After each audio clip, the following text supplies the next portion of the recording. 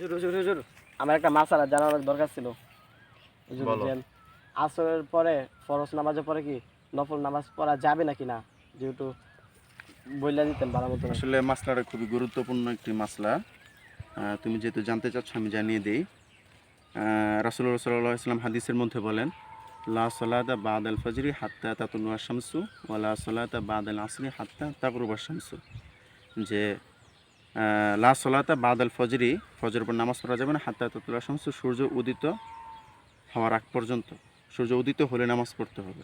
ওয়ালা সালাতা বাদাল আসরি হাত্তা তাগরুবা শামসু, আর আসরের পর নামাজ পড়া যাবে না যতক্ষণ পর্যন্ত না সূর্য ডুবে যাবে, না ডুববে, অর্থাৎ সূর্যটা ডুবলেই নামাজ পড়তে পারবে।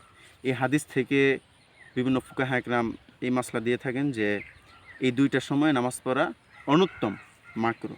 ঠিক আছে? জি তো আমরা চেষ্টা করব যে এই দুইটা সময় আমরা যেন কোনো ধরনের নফল নামাজ না পড়ি। ঠিক আছে? জি।